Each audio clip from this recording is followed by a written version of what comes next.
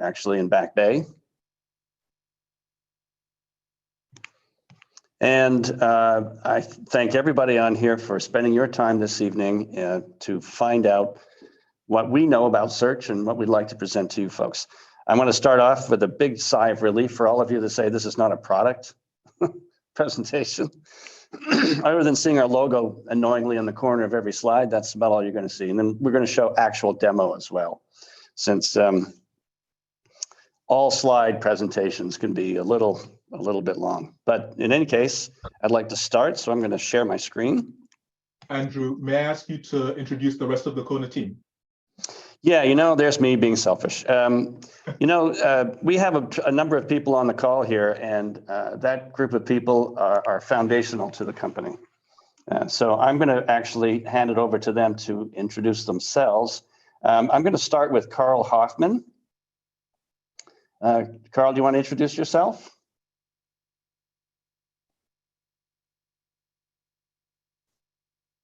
He's doing dishes.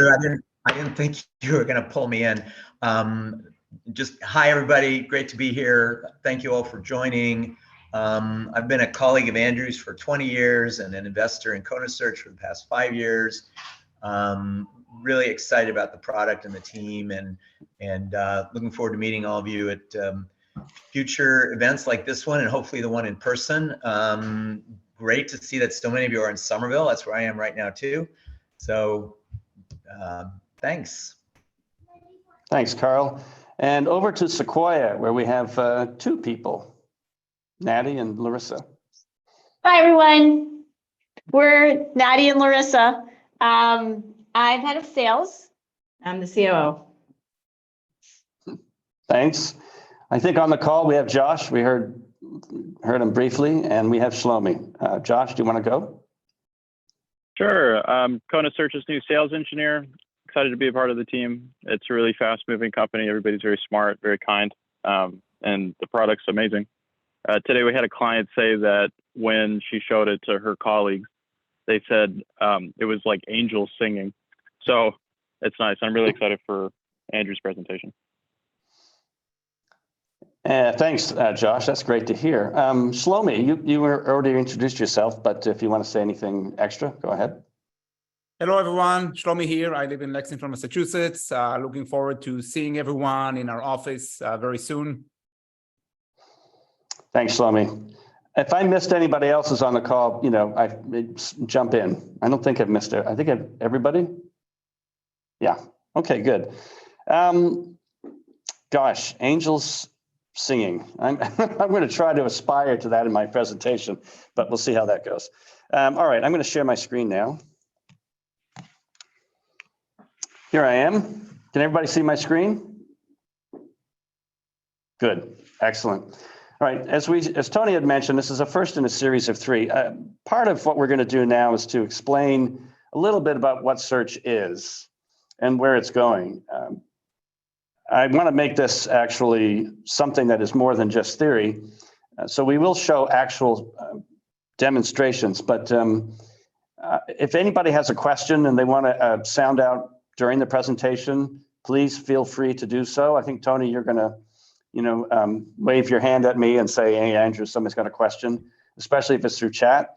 Or if you want to save it to the end of the presentation, that's fine also. We'll save some time naturally at the end to go through the discussions. All right, thanks very much. So, Kona Search. Our agenda today are 3 basic things. One is the evolution of enterprise search, and don't worry, that's not going to take the majority of the day. It's really going to be about what we call deep search applications. What that means is search has grown up to a point where new types of applications can be built on the premise of an intelligent AI-based search. And we have not only implemented some of these with our clients, but we've seen some trends and some actual markets being born out of it. So we're going to talk a little bit about that today. And yes, no search presentation could be complete, at least any search presentation in the last several weeks, if it doesn't mention ChatGPT at some point during the conversation. So we'll do that. And of course, let's not forget Einstein. All right. The evolution of enterprise search. So I'm going to start off by saying, let's consider the following queries, because these are actually kind of interesting. Let's start with one. Find me all companies listed on the New York Stock Exchange in the real estate, financials, healthcare, or IT sectors with greater than a $10 billion market cap, a share price below $200, and a P to E of at least 10, and are committed to diversity in the workplace. Now, this is not uncommon. Many companies, whether it's CalPERS or anybody who approach a PE firm or an investment firm, they want to know they're investing socially in a way that meets their particular import. And that's important these days. Another one, find me the cell number for the CEO I spoke to in Boston about Salesforce search. Now, you would think that would be an easy thing to find, but we're going to dissect that and discover that there are a lot of nuances in here. And finally, there is a $1 million discrepancy in our ledger. Where is it? At the Dreamin' events, Larissa and I have done this little story up at the, what are they called? You have the 30 seconds to present, but we get up there and we run. Yeah, that's right, the demo jam. So we do a little presentation for that one, and people generally like it. So what is search? Well, basically search is an ability and an analysis of determining what the user is asking, to determine what the data is saying, and then matching them up. That's really the essence of search. In fact, the history of search has spent most of its time on number 2.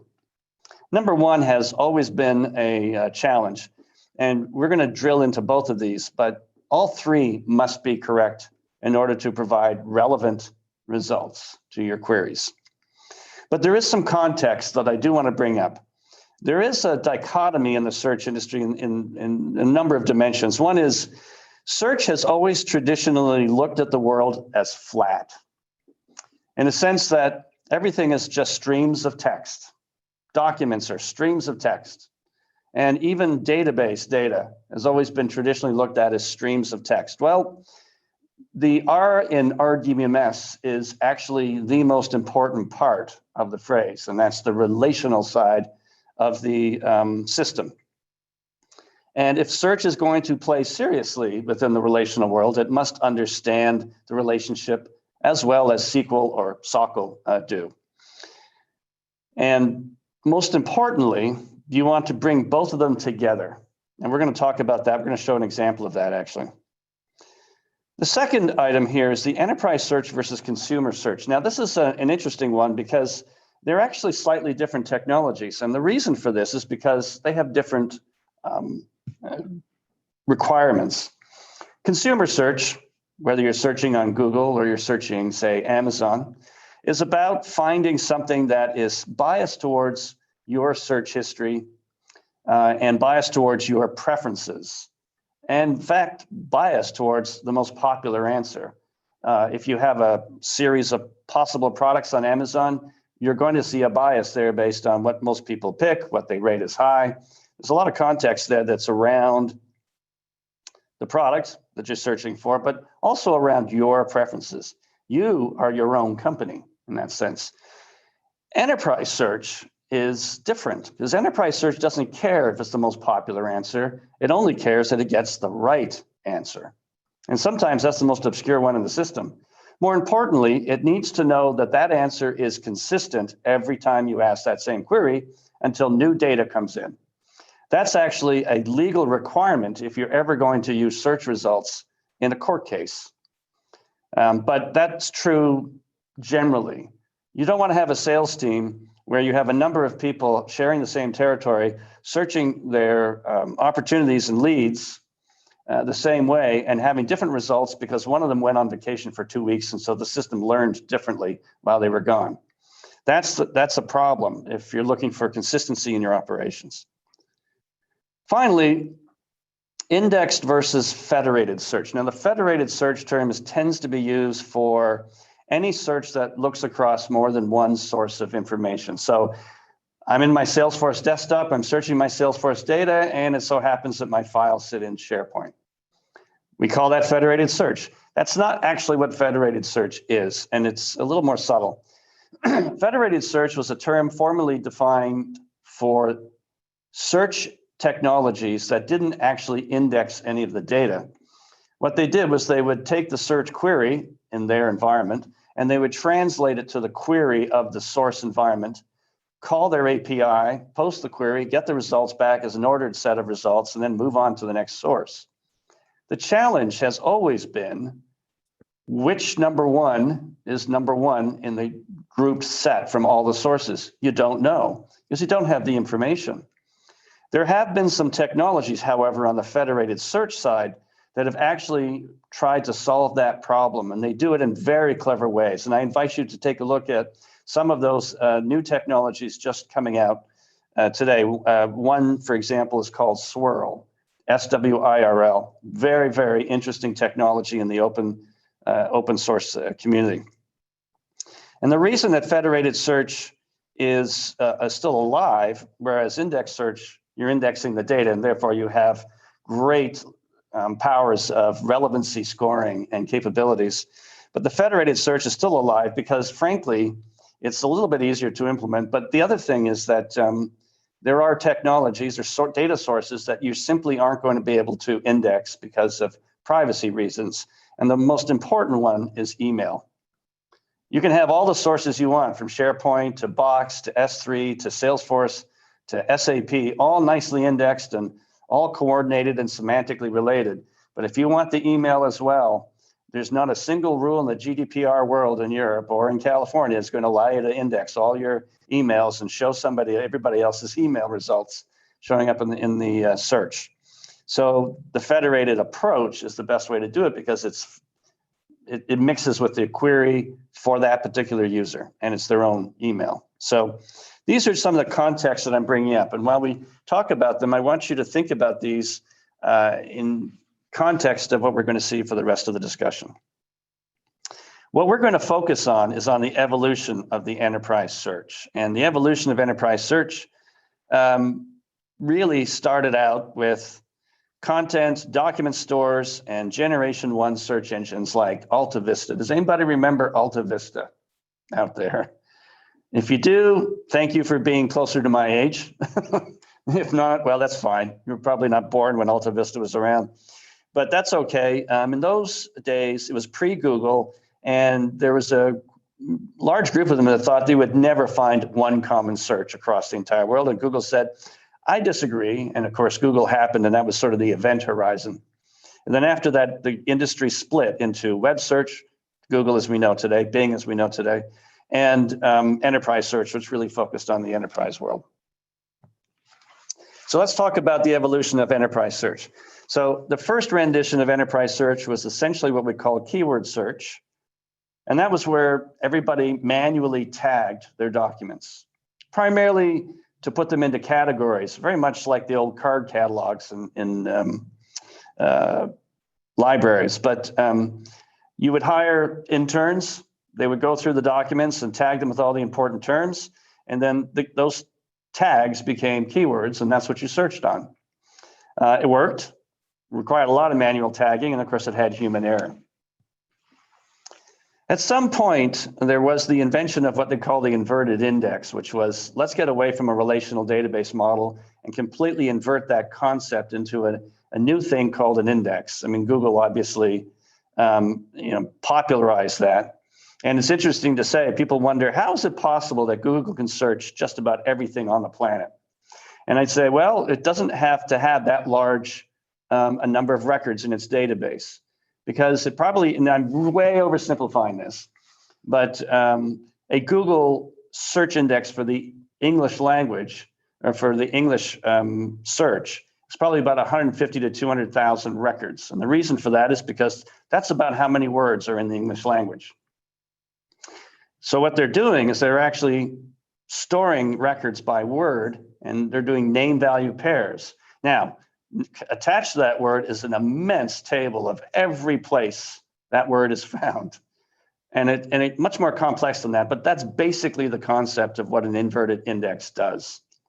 So for you folks who are relational database familiar, And my background way back when was one of the chief architects over at Sybase. And I'd be amazed if anybody can still remember that company, Sybase. But in any event, the way to look at it is that it's a self-referencing, totally denormalized double table schema. But in any event, that's what an inverted index does. But it allows you to provide real, true text search. You don't need keywords anymore. You don't need tagging because it actually searches through the text. Now, at the time, and it's still true today, the primary items that you search are nouns and noun phrases.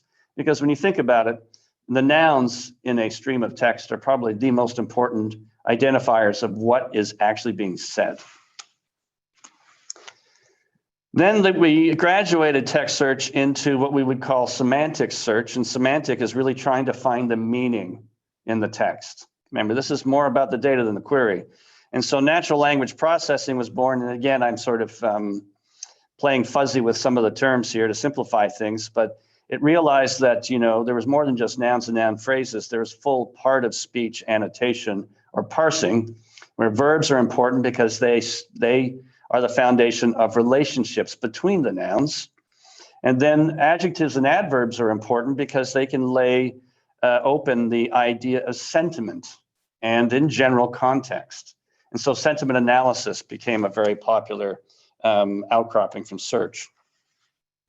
Then let's fast forward all the way to what everybody has been calling AI search. I mean, we've been saying AI search, and this enterprise search industry has been saying it for 15 years now. And AI has meant an awful lot of things over the last 15 years, but I think chat has managed to take it into a context that becomes real. It's a very, very clever and brilliant introduction because, of course, it's wonderful creator of clickbait. So, you know, 2025, 95% of all reporting, news reporting will be generated by AI, you know, so I have to read that, of course. And that's, you know, I don't know how many of you've played with ChatGPT, but it's pretty awesome at what it does. The underlying technology, though, isn't as new as as most people think. And AI search really started to bring in the idea that now that we have access to so much data out there and great computing power, we can train on that data, find patterns in it that are used to automate or at least to improve or integrate or iterate the quality of what we're using it for, which in this case is to improve search queries. And we can get into more detail about what supervised and unsupervised training is, but and machine learning and deep learning, but we'll hold that off for another discussion because that can go on forever. But it introduced the idea also of graph queries and vector queries. And the vector query technology is the underlying search capabilities behind ChatGPT, for example. We would propose that if you had to continue this evolution, that a deep search model is really embracing everything that you see in the past here, but understanding how to semantically relate content across structured and unstructured data stores, to be able to appreciate and take advantage of the cardinality and the relationships on the relational side, as well as all the metadata that's declared within the table infrastructure. And then to take search to a level where it's no longer what you purchase as much as what enables what you purchase. And that introduces the notion of matching engines and automation. Because there's one thing that search really did not pay much attention to until very lately, and that is the third dimension, which is time. Fourth dimension, sorry, which is time. And it's understanding the change in data over a period of time. That change in data is very important in very specific markets, so we're going to talk about a few of those. All right, so let's talk a little bit about what this means. So in a deep search application, of course, you want to have, and you should have, an amount of AI in there that makes sense. So generating queries automatically and improving them by training on user actions. An example of this would be in the recruiting sector.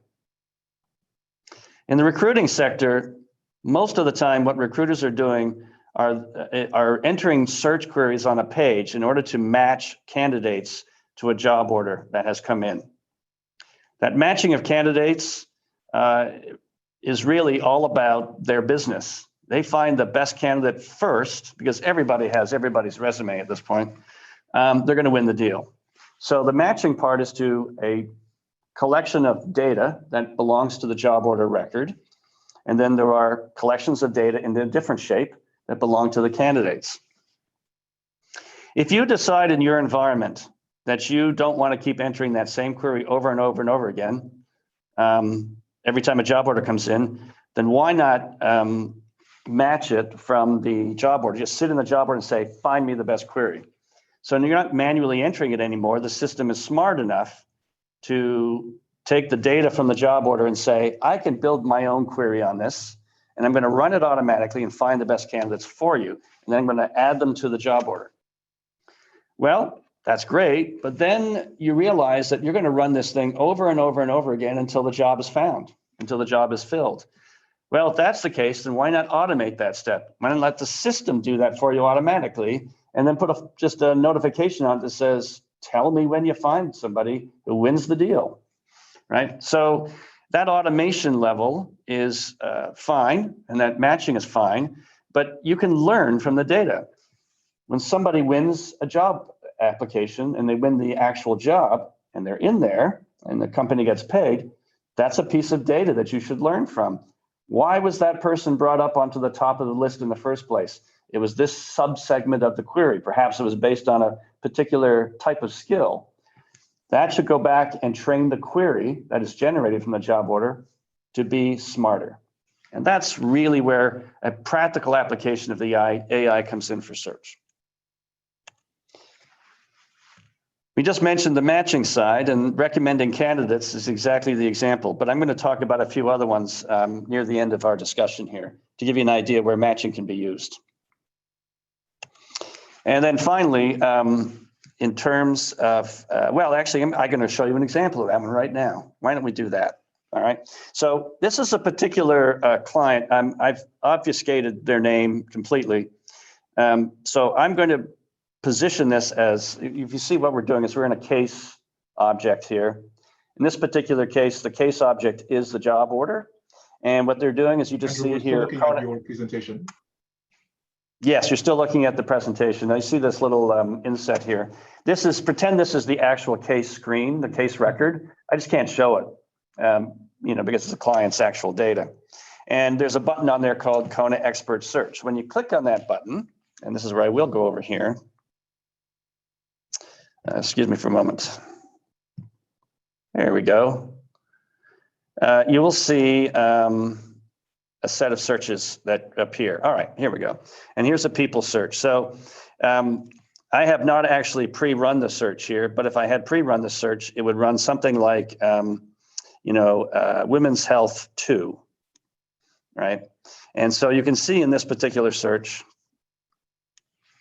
I'm going to just reduce my screen size here. Oh, give me a second.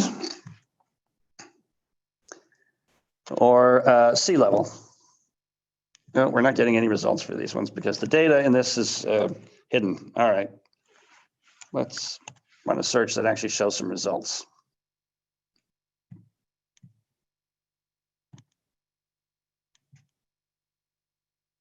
All right. I'm going to make this very simple. I'm going to take a piece of information out of here and say VP of Innovation Strategy.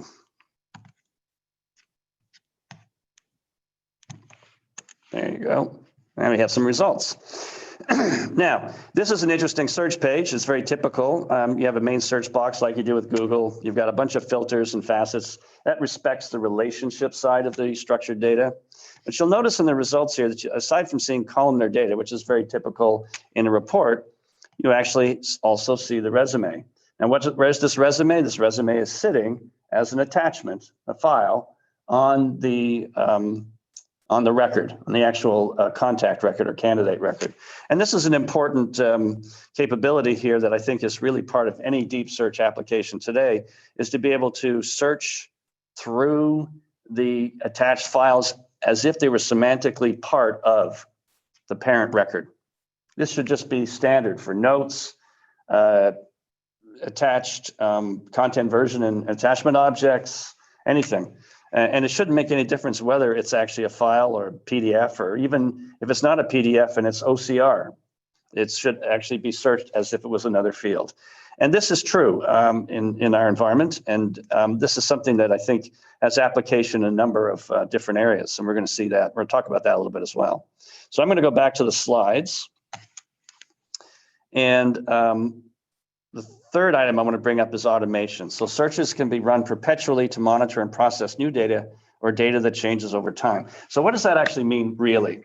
So imagine a system that is monitoring intellectual property as it comes in digitally to your organization, right? This can be somebody in your organization, say a support company or something, and what they're doing is that they're visiting the client, they're putting a USB stick in the drive of the server, more or less, and just zipping out 2,000 files. They take it back to their office, they work on the data, they find the problem, they go back to the client and say, here it is fixed. This is a common practice. It's been going around for decades with older systems. The reality is, though, is that when you do that, you have to be sensitive to the data that you bring on your soil. If it happens to be, there are files in there that have copyright protection in them, you need to identify those and lock them down, right? You can't have them released to your entire company. Think of it as a red, yellow, green light, stoplight type of system. So all this really means is that when you create queries that look for bad IP in your organization, all you're really doing is saying, once I find these, I'm going to lock them down. You can do it manually as a legal team, or you can have that query just keep running over and over 24/7. Every time new files come in, remember this notion of understanding time. Every time new files come in, if a file satisfies the query, lock it down. So what is lock it down in reality? That's a flow. All you're doing is assigning a flow to a named query, and that named query, you're just subscribing to it, and it puts it up in a lights out type of fashion. But since you've introduced this notion of automation, you're not just buying search, you're buying an automation engine for a particular need, right? So it just gives you an idea of what you can do with the search environment. All right. Let's take a look at our queries. Remember these queries from way back when? So I had this first one, find me all companies listed on the New York Stock Exchange, et cetera, et cetera, et cetera, and are committed to diversity in the workplace. So we're going to show a demo for this one as well. So I'm going to flip over to here. This is our standard demo that we give. So the data is public data. Excuse me for a moment. I have to move the Zoom bar out of the way. Okay. Pretend we are a company called Kona Search and Capital Partners. We're a PE firm or an investment firm, and somebody has come to us and said, I want to invest my family fortune in your company. So I have some criteria, and my criteria are, as we said in the search here, I want it to be from the New York Stock Exchange. I want to be in the real estate, financial, healthcare, or IT sectors. It has to have at least a $10 billion market cap. The share price has to be below $200 and a PDE of at least 10. But our family is really committed to diversity, and I want to see diversity in the workplace as a serious investment on their part. Well, what we did for this demo is we decided to just index the New York Stock Exchange. So we have 18,000 accounts. We grabbed the officers and the director, or the officers of the company and the board directors, and store them as contact records. So you guys can understand the model here. It's pretty straightforward, standard Salesforce implementation. And then what we did is we reached out to edgar.gov, which is a website under the SEC, where all companies, public companies, must legally file their annual reports. So we downloaded all their annual reports. And what we did is we just indexed them together, and you can see the last column in the search page is the SEC filing, which you see right down here. So let's pretend that we're talking to this person from the family and they want to invest. We can manually enter in all of these filters in here, but I just saved it for save us time here and just called it diversity. So I'm going to run my diversity query, and you can see that here are the sectors, New York Stock Exchange, various numbers. Oh, the market cap. I forgot to put the market cap in, so we'll put the market cap in. And the last part here, of course, is the diversity. So let's break this down. All of those numbers are what we call the quantitative side of the query. But to say that I want them to be interested in diversity in their employee workplace is the qualitative side of the query. How do you get those two to work together, right? So in this particular case, in the search box, we put in something like, for every one of these results, look at their filing, and every time they find the word diversity within 10 words of the word employee, include them.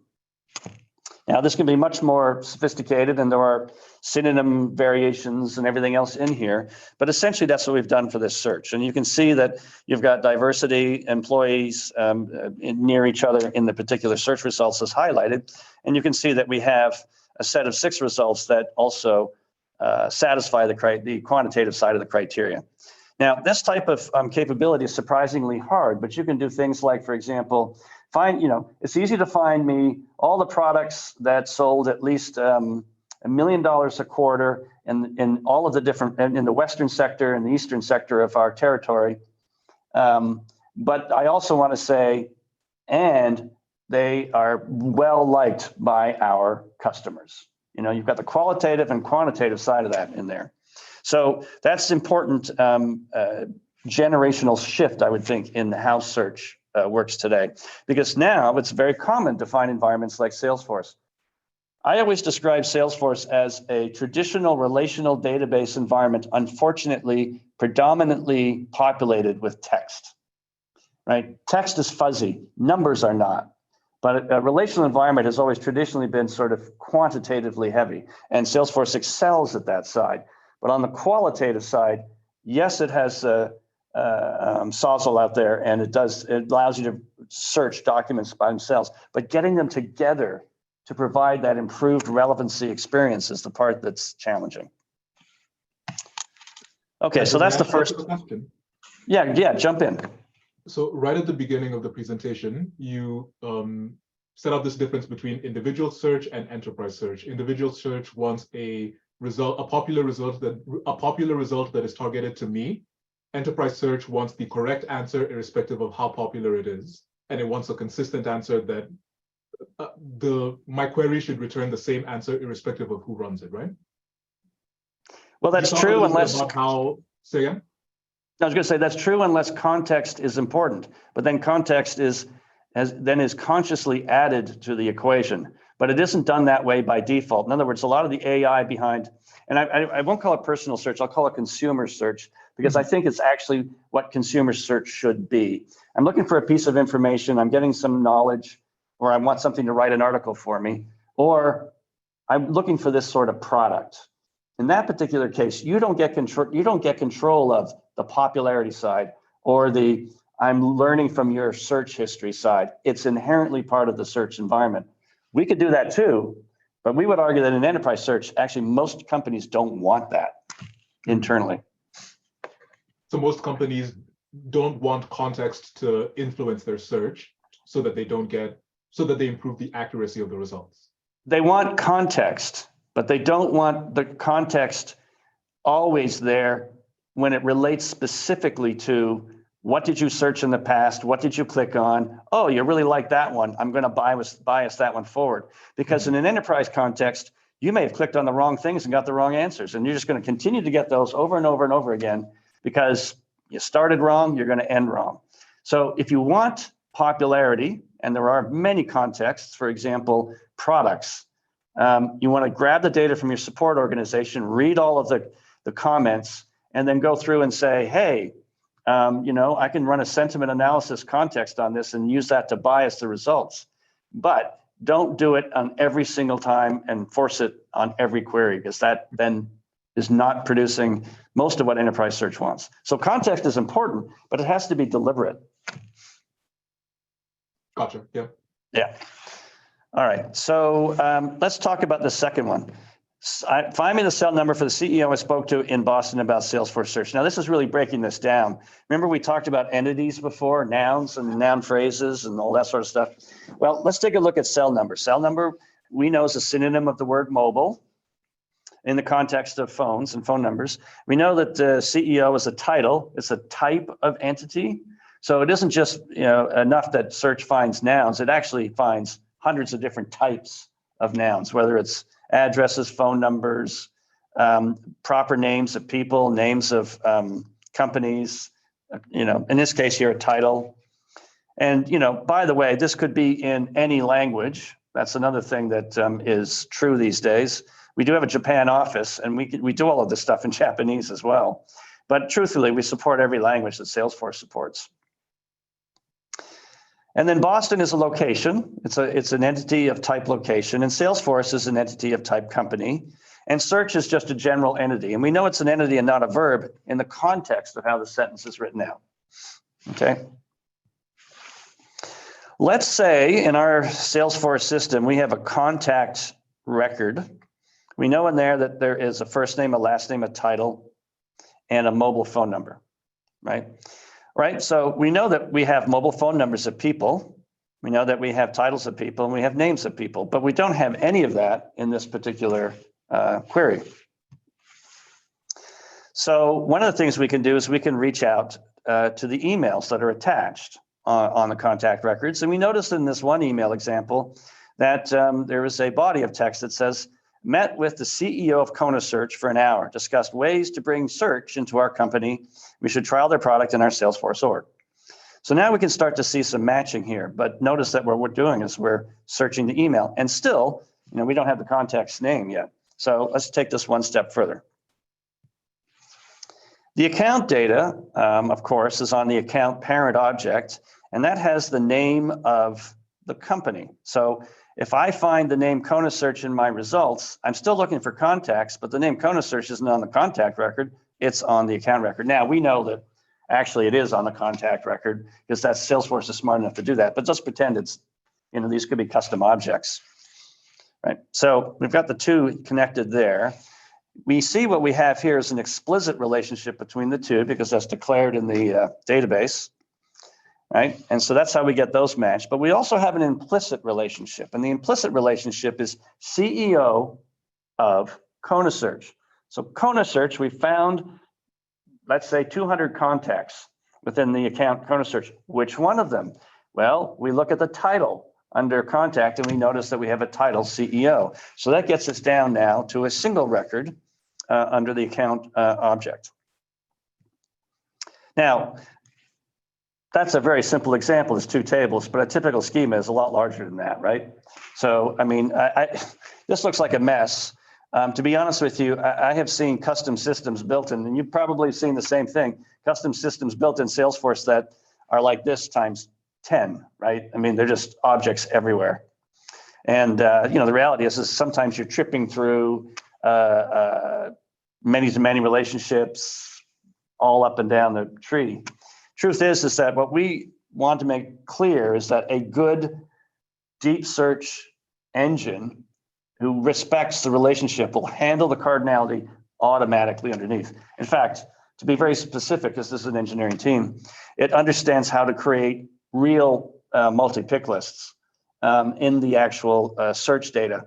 And it does it automatically by virtue of the one-to-many relationship. And it doesn't make any difference if it's text area fields because there's no limit to the size of the actual data sitting in the index. But let's take a look at this. So let's say we have contact, account, and opportunity in here. So you'll see that we've got, relationship maybe that we're searching opportunities instead. Well, that's fine. You're just going to go through one more step of the object.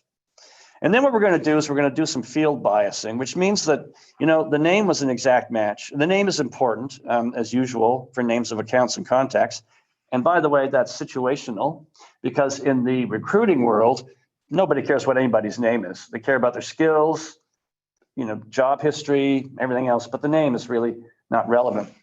But we're going to bias any match on the title up because usually if a title is declared in the query, that's probably important.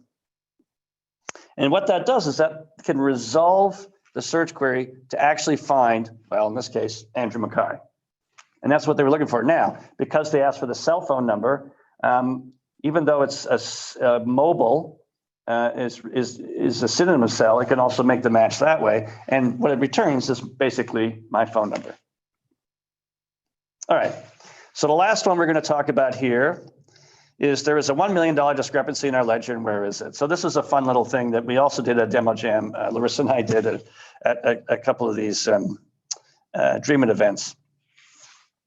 By the way, we are going to be hosting, or we'll have a booth at all of the World Tour events. So if you're in New York for now, or the one in December, the next one down, or if you're in DC, it's the next one, we'll be in DC. Or if you happen to be in London or Paris, we're going to be there as well. So come on by. So here we are. So here's $1 million. We found a loss of $1 million in our ledger. And we're going to, we're all in panic. We have to figure out what we're going to do about it. All right. So once again, we have an account. We have an attachment on the account, which is a file. And we're running a search that just looks for $1 million in the search query. But we want to look for the last modified date is somewhere in the last 6 months, because this is a recent finding from the last time we audited our data. Well, let's say the data isn't here. Let's say the data is in SharePoint. Well, it shouldn't make any difference. And I'm going to go back to our last search, and I'm going to show you what I mean. So we ran a couple of searches here just to show that they were connected, but here's what I didn't tell you. In the faceting over here, and you don't normally expose this to your end users because frankly, our job, and we think this is in line with Salesforce's strategy, is to make Salesforce essentially the desktop for all companies. Your eyeballs never leave Salesforce, even though everybody has a heterogeneous environment. Well, if you're going to do that, and principally people are looking for things, not creating things, then you want to keep their eyeballs there. It shouldn't make any difference where the data is. The search should always boil it up into the Salesforce desktop under a Kona Search page. And in this particular case here. So you see Kona Search Capital Partners. Well, there are only 4 of these 6 results from actual Kona Search Capital Partners, because what we also did was we pretended that Capital Partners purchased a company called Kona Search Investments, and they ran their own org. So we're actually searching across 2 orgs here. And in our environment, we can search across orgs very easily. Now, that's a whole different conversation when it comes to permissioning and control. And I'm happy to have that conversation offline, but essentially it's something that we do.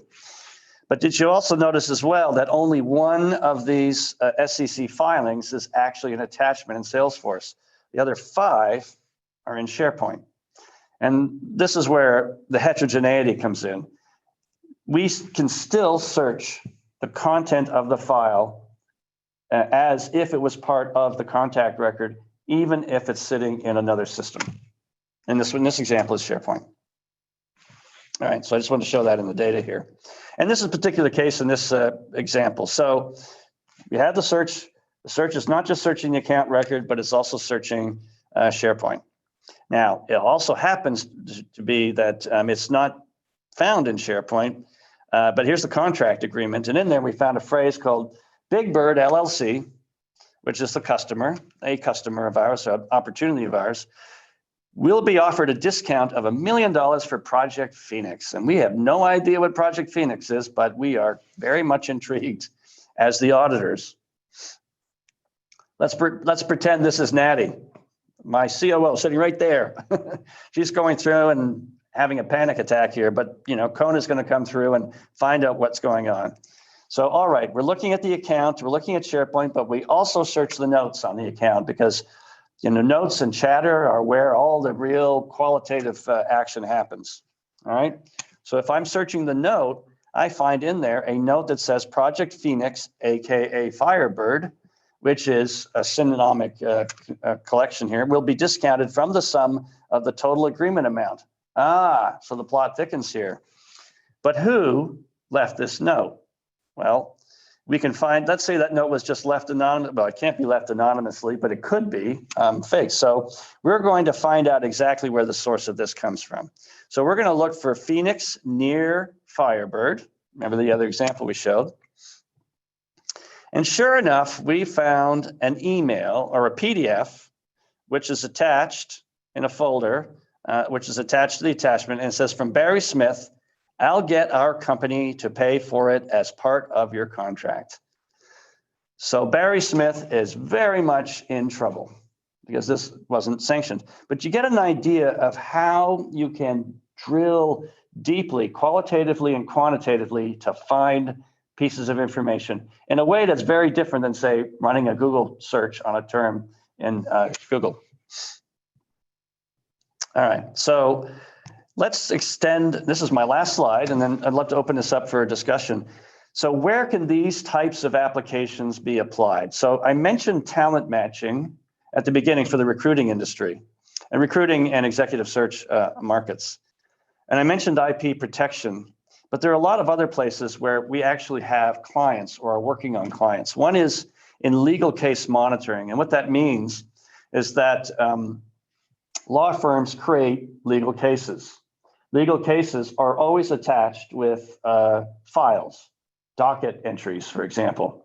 And they're, like a bankruptcy case can have thousands of files attached to it. And they're actually attached by, all the parties that are involved. The monitoring would be something like this.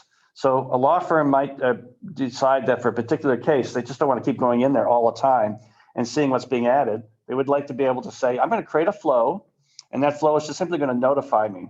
And what it's going to notify me is that every time a new docket entry is added, and maybe it's a docket entry with the following names or the following items in it, when that happens and they get added, the search will find them, notify me. Another one might be the flow says, don't just notify me, but add the docket entry, link to the docket entry to a personal scratch file that I'm creating in Slack, with the team that I have built within my law firm. Whatever the flow is, it's up to you. So that's one example, but another example might be an investment monitoring. As we saw with the investment example, that's wonderful for a one-term, instance sort of query, but in fact, they might say, no companies come back. But when new companies come in, please tell me so that we can add them to our portfolio, which would be a flow, adding them to the portfolio. The other thing that we built was interesting. The executive dashboard. So we all kind of know what that is, but how many of you have ever gotten the CEOs of your clients or of your companies to actually use Salesforce on a regular basis? And the reality is that we find from client to client that everybody loves their Salesforce implementation, but the CEO it's too whatever.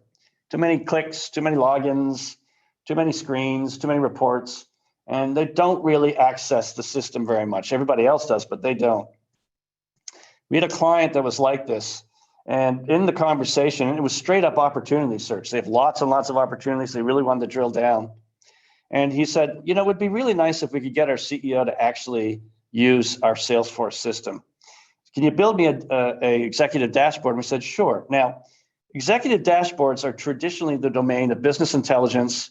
You can build wonderful, fantastic dashboards that have pie charts and bar graphs and everything else, but they're quantitative. What the CEO really wanted, and we find that this is actually true, is that they want a great snapshot of the conversations.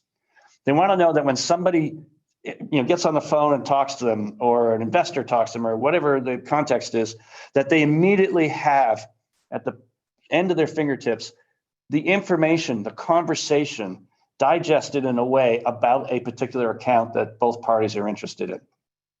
So what are you searching? Well, you're searching files, you're searching chatter, you're searching notes, emails, make it a Slack, whatever it is. They want to see a dashboard that sums up that stuff. Now, the way they're going to do it is they're going to search on various terms that perhaps the person on the other phone is mentioning, including the company name. And they want to be able to do that across this entire set of content and then drill down on them as needed. So we built this dashboard. The CEO loved it so much. What he did was he made everybody in the company, that dashboard has to be their desktop in Salesforce. So I'm not sure if that pendulum didn't simply swing from one side to the other, but the reality is that it was a success. And And so we're building on top of that component, but we're interested in actually working with folks like you guys to figure out, what does this really mean? Is there a variation on this that makes sense? I'd love to have your feedback. This was more of an experiment that just happened to succeed than actually a formal, product that we, marketed across the landscape. Order automation. So order automation is interesting. We came across a very large pharmaceutical company who gets maybe 45,000 to 60,000 orders a year that come in. They're purchase orders. Sometimes they're actually images. And so they're faxed. Sometimes they're faxed in. So you have to run OCR against them. OCR is optical character recognition. It just reads the text off of images. And the order automation part is interesting because what they're saying is, look, I have an order fulfillment system, and in their case, it was an SAP. And what they said is, I have 45 people sitting in a room, and all they're doing is taking those orders and double entering them into the SAP system. Can't we have a technology that reads them, understands and pulls out shipping address, billing address, products, product quantities, et cetera, and then put that in some sort of environment that then feeds that into the order automation system? I said, sure. That order automation system is really based on search. Search runs its optical character recognition on the files or pulls the text directly out of the PDFs. And there are 45,000 clients, so there's 45,000 different formats. You can't create a tailored one manually for every one of them with a parsing engine. And the system says, I think the following things are here and there. And the reason is because we're going to set up a Salesforce system. We're going to put in there all the product catalog names and numbers and the companies of all their clients. So we have declarative data to compare against. And then we're going to find those clusters within each of these purchase orders. And then we're going to say, I think this is where this is with this level of confidence. They will have a few people that monitor the system, the system as it runs through these. It's a picture of a purchase order. There's the attempt and the highlighting from the search engine. And they say, this one was wrong. It's here. And it feeds it back into the system. The system learns from it. So the next time the system runs, the accuracy goes up and up. And eventually it goes up to a point where, the actual person doesn't really need to look at any of them anymore. Nobody would ever think of that as search, but in fact, the underlying technology behind it is exactly that. Brand targeting. So we have a client that is very successful in the branding market. You want mugs or coasters or chocolate bars or anything covered with your logo. We're impressed with your logo. They'll do it, and they'll do it faster than their competitors, which is really what their competitive edge is. To be even more faster, they realized that every time they did this and they had to present it back to the client in a PowerPoint slide deck, they would have to manually go through and put the images on, put the logos on all the images, but they had a hard time trying to find a presentation they knew that was very similar to that. So somebody comes in and says, I sell red wine. And they had to go to Joe, who's been with the company 14 years, and say, Joe, do you have one that was like this? And he goes, oh, yeah, I remember that. Here's the slide deck in amongst the 28,000 slide decks that are sitting in Salesforce. Why can't they have a system to do that? Well, that's what we implemented. What we do is we search all of the slide decks in context of the accounts and the opportunities. And then we pull out the individual slides for each from that are relevant to the search query and actually automatically build a new slide deck based on that. So the slide deck is a composite of slides from all these other slides that were found, and they take that, and all you have to do is say, well, that's pretty close, actually. I'll change 2 or 3 of the slides, and I'll just stick logo on all of these things. And it actually increased their productivity by almost 2-fold. And that made them far more competitive than they were beforehand. But this gives you an example of a really unusual way of using search in an actual application. The last 2 here, service automation. I think almost when you think about Service Cloud, service automation, this is a classic matching engine environment. Requests come in, that request builds the search query automatically against the knowledge base, and the articles are added back as the short list of answers to the queries. We can go into much more detail about the nuances and how the search works for that, but it's a common model. We're not the only ones who do that sort of stuff. Compliance monitoring is interesting in the following sense, from whether it's HIPAA or it's financial. especially global financial, there are a certain amount of requirements that you vet anybody who is requesting a transaction, that they're not on, for example, a national list, like an OFAC list or something. But there's more than that. Let's say, for example, the content that you have to look at are passports and licenses and other documents like that. They're all just images. You still need to be able to comply to that data. So that text that's extracted out of those and the nuance of the search on those ones are very important. But this gives you an idea of just some of the different areas where search, not as the end result, for example, like Google, where you're just finding things, but it's actually used as an engine to promote new types of applications. So thus ends the fire hose. And hopefully this was useful to you folks. I didn't go into too much detail on the Salesforce side and how those all pieced together, but I'm happy to explore that. We can make that the center of the next topic, or we can continue with, I guess, the 6 minutes that we have left here. But in any case, thank you very much.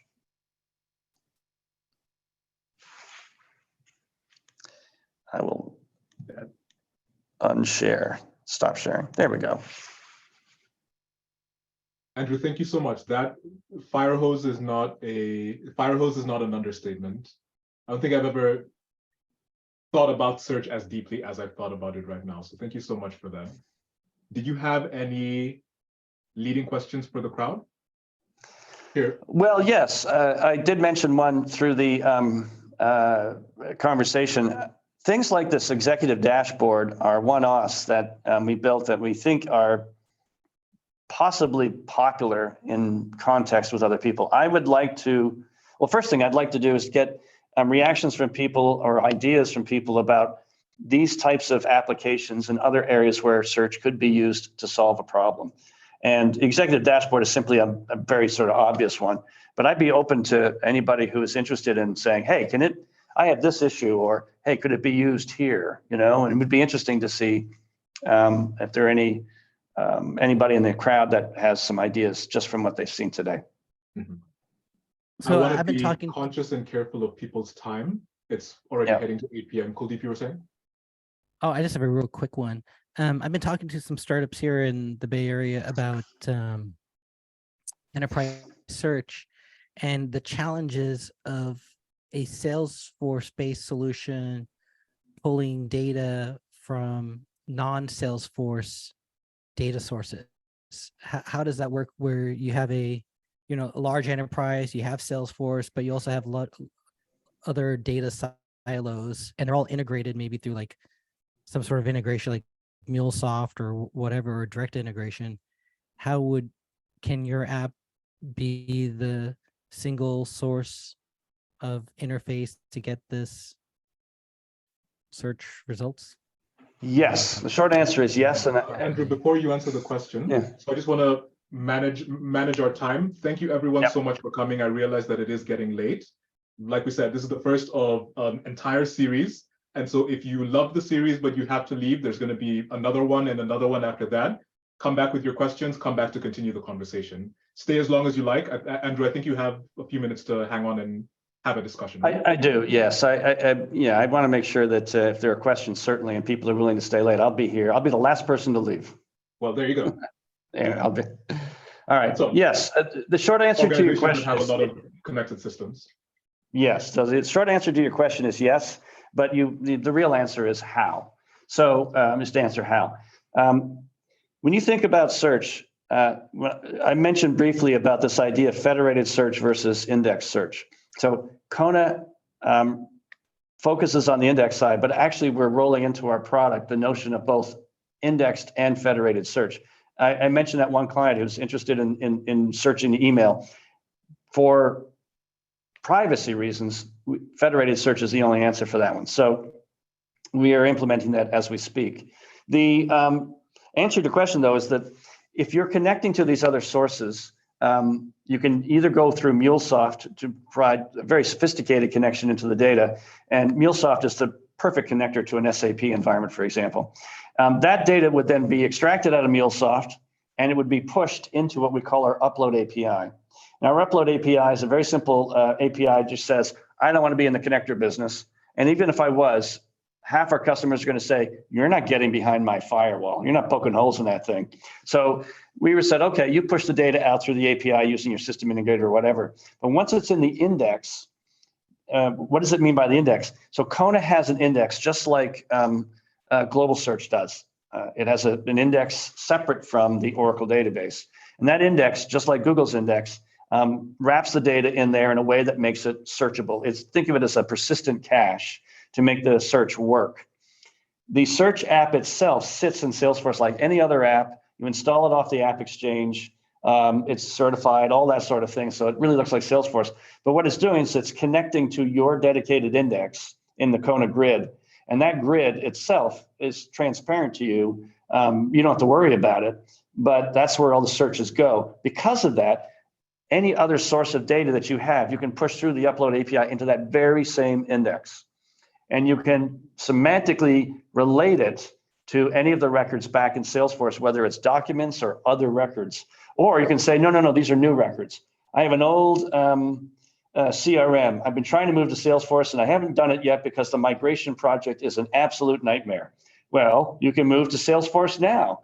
Start all your new data in Salesforce and we will index and serve up the old CRM's data as if it was already in Salesforce until such time as the migration project is done and you stop paying the old CRM their money. And So I know you're going to go deep in the weeds, but let's just, for the interest of time, if you don't mind me just interrupting, if I was to budget for a typical search implementation, what type of ballpark figure would I tell somebody? Let's say they are a 500 employee company. Like what type of ballpark? Is this like tens of thousands? Is this like hundreds of thousands, in the millions? Yeah. Like help me, and what would a typical implementation be? Well, we strove when we created the product in the first place. I don't know if strove is actually a word, but we really wanted to make it so that you can install and configure Kona Search in about 15 minutes. Now, the indexing time can either be indexed in a moment or, as our largest index we've done with 890 million records, it can take weeks to index the initial history.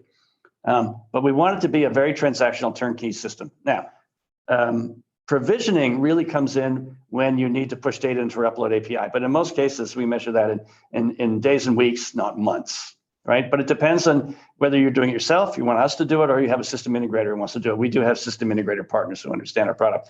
Now, when it talks to the actual price number, if I mention numbers with dollar signs on the end of it, with my CRO sitting or my VP of sales sitting right there in a little window, I'm going to get shots. You go ahead and answer that part of the question. Yeah. So, I mean, there's a price, it's a subscription-based product. So it's per seat. You don't have to have as many seats as you have Salesforce seats, though. You have to have as many seats as they're going to be using it. So there's some organizations that have 1,000 like Salesforce seats, but they only need 500 seats of Kona, and that's completely fine.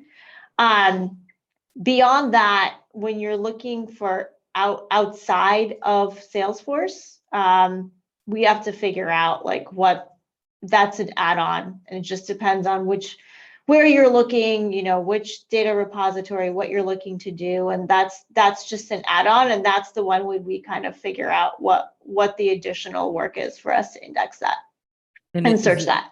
But other than that, the price is on the App Exchange. We list it. And what is that? So for enterprise, is $350 per license per user. For unlimited, it is $500 per year. That's the annual. Per year. And is there like a storage cost to house the index, or like no? Is that a separate fee? We don't strive to find clients that have 2 seats and 5 terabytes of data, but usually data size and number of seats are aligned in practice. So we do have, in practice, we'll have limits where we do find an extreme client. We do work with them to say, this is a 50-seat limited license because you have 4 terabytes of data.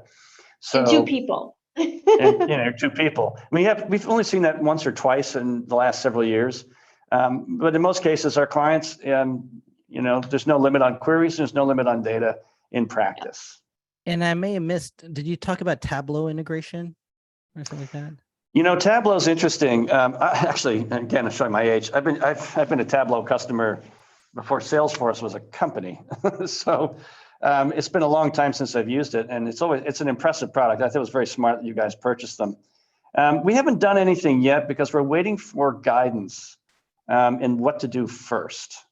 You know, there's a lot we could do. There's a million things we could put on paper right now, and we've done so, but we don't know what to start with. And we're trying to find a good client who becomes that sort of alpha customer who has Tableau, has Salesforce, wants to enhance the search capability, and maybe Kona is the right answer for them. We would gladly work with them. Okay, thank you. Thanks Tony, for putting this together. Oh, you're welcome. Thank you very much. I All right, it's 8:04. You're heading out? All right, thanks. It's 8:04. Tony, do we have anybody else left who's got anything in the chat? Or are we Nothing good? in the chat, but why don't we just open it up? If there's something that came to mind in the course of the presentation that you'd like to pipe up with, go for it. Right. Andrew, I have a question. I think that the use case that you talked about, you know, building this dashboard for the CEO, that's very interesting. So I want to generalize that just to ask that, you know, once your customer has Kona Search, if they have a use case like that, right, whatever sort of things they want to monitor and visualize or show to their user, do they just kind of have the toolkit that they can build their idea into something they can use on their own? Or is this, you know, usually require more know-how that your team has to do that? In other words, it's, you know, how much sort of tooling you offer for them to build their own solution using your platform? That's a great question. So part of Kona includes what we call Studio. Studio is basically a graphic page editor for building your search pages. Mm-hmm. The dashboard is definitely one that we worked with the client to build. And if it looks like that we can template that, then Studio, we would just add it to Studio as a template. And think about a template as being a CSS file, but it also includes metadata that understands how all the different components are laid out on the page. But once you have that, Studio is a point and click tool that just says, you know, what do you want to use for your filters and your facets and your results and your search and the context, and you know, what do you want to attach to the buttons that you can click on that do things like action buttons that connect to flows. Select a set of results and add them to a job order, for example. So that's all point and click. Now, for people that don't like the point and click environments and they like to write a little bit of scratch code, well, then underlying that is a basic JSON struct using our Studio engine. In fact, that's how our SEs build the pages, because just whack out the JSON, stick it in there, save, publish, and the page is out there. I see. Yeah. Now, when it comes to the nuances in modifying the relevancy model itself, we haven't really exposed that in anything other than an advanced mode, because we find that the lore of search, everybody wants the relevancy scores and they want to be able to start tweaking everything. In 20 years, I've been in the search industry. I have yet to find a client who does that correctly. It's just, they just end up pushing so many buttons that actually the net result is that the relevancy score kind of slightly goes down, because the score involves an awful lot of components in there that are really not intuitively obvious at the beginning. Just the basic term frequency scoring, TF-IDF model is called. You can look that up. The TF-IDF model is one that is, people just don't really know, but there's a whole bunch of recency and freshness and completeness, and there's all these other parameters that are in there as well. But we do want to expose some of it. In the recruiting space, like somebody says, every time these skills are used, I want to boost that. I want to just boost that field. So we're adding, this is something that we're looking at later this year in the product roadmap, is adding a very user clickable, definable biasing model. So they can do that, but most people don't touch that. They're happy with the results that we come back with. It's very much like Google. In the early days, Google said, look, one search box, that's it. We're just going to be good enough to find you the right answer. Yep. And that's what they've done, right? And we're still at the level where our clients think, you know what, you found the right results. I don't need to tweak anything. But but I just want to tweak the page. So that's what Studio is for. Yep. And is it possible for your client to, like, for instance, if I have a partner experience site, that if we want to just kind of allow them to kind of mine some of the data they have with us, is it possible for that functionality to be exposed through Experience Cloud? Yeah, we have a couple of Experience Cloud customers, and one of them is self-support. In fact, we had a bank for a credit union as a client, and we were the classic support on their website. It's really just how all it means is that visually you're templating it to their particular Experience Cloud model. Again, it goes back to sort of a CSS file-based type of model to this thing. And the actual Studio tool is all written in LMS. So the Experience Cloud side is interesting. And again, I won't talk about the pricing about that one. I leave that strictly to Larissa.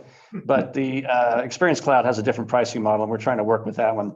We haven't published those yet because you guys have probably found the same thing, as that when Experience Cloud previously, Communities, previously Portal, came out, people thought, you know what, it's actually worth it for me to just shut down that model I don't have rights to, which is the standard default objects, and just rewrite them all myself, put my own scheme in there.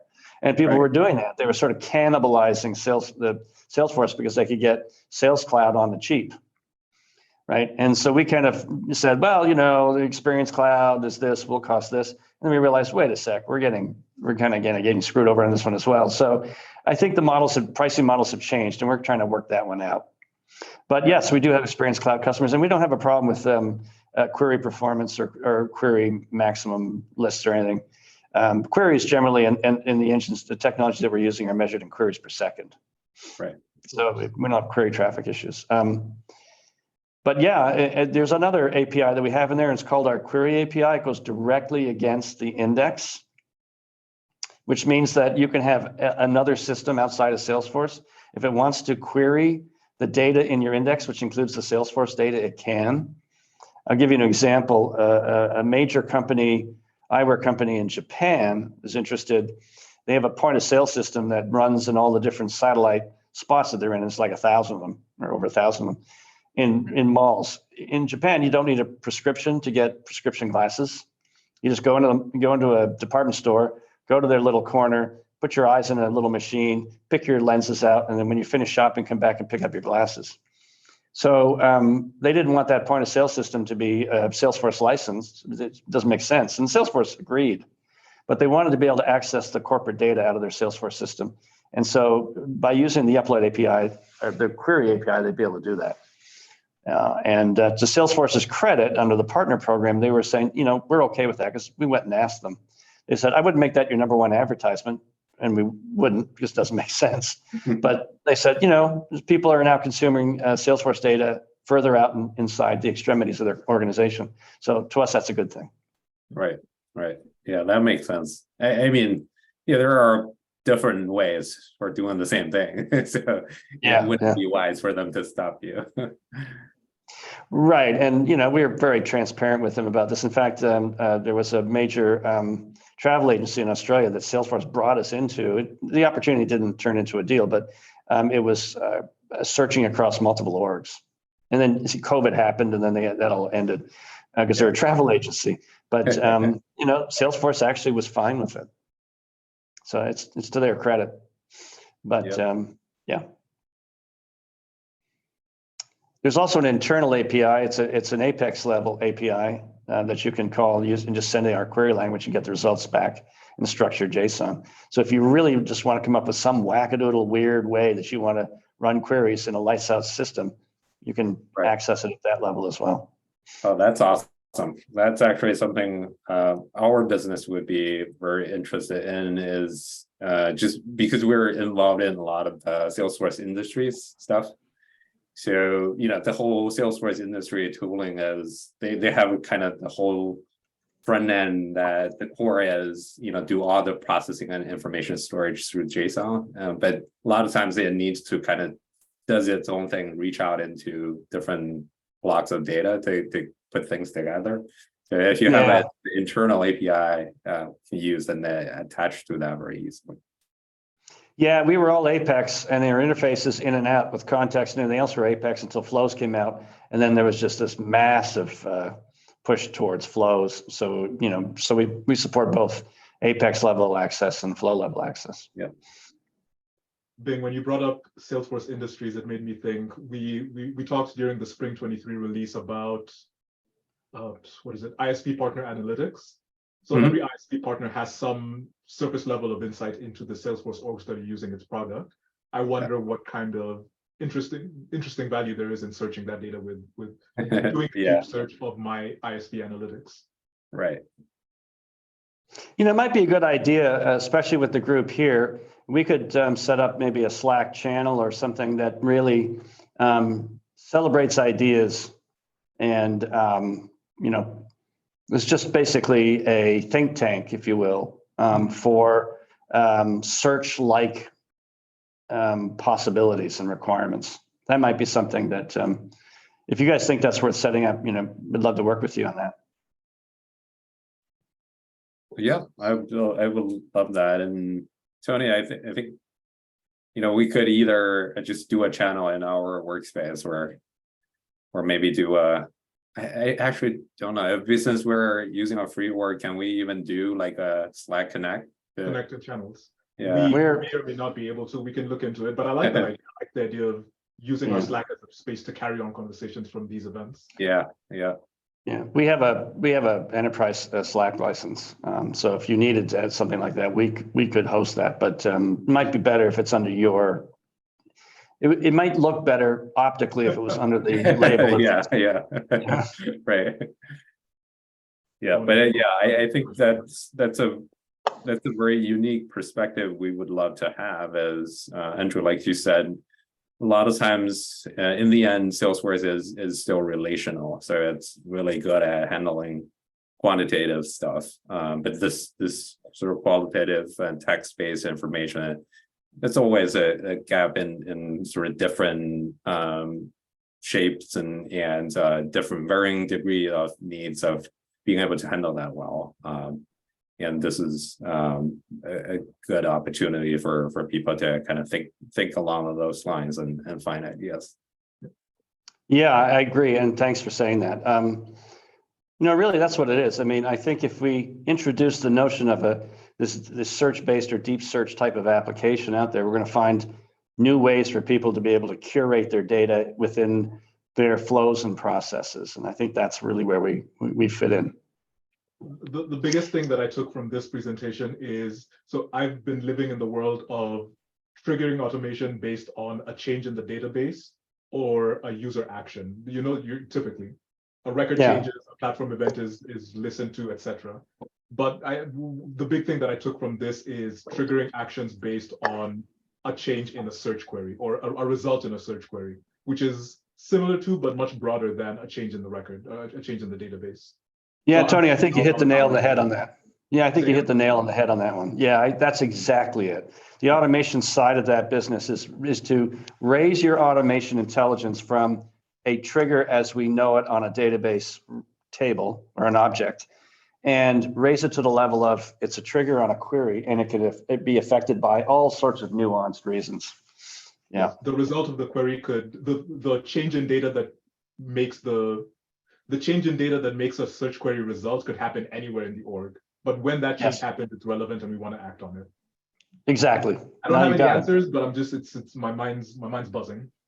Yeah. Well, thanks, Tony. Appreciate it. Well, thank you very much, Tony, and Bing for putting this together. And I really appreciate you trying to force everybody else to listen to me speak for a long time. My wife would be cringing right now, but it's an opportunity to be able to bring what we've been building for some time out to the rest of the world and see what they think of it. And so far, it's been pretty good for us. But I think the discussion part of it needs to really flourish more now, because there are some great ideas out there that everybody else has, and we have no idea what they are.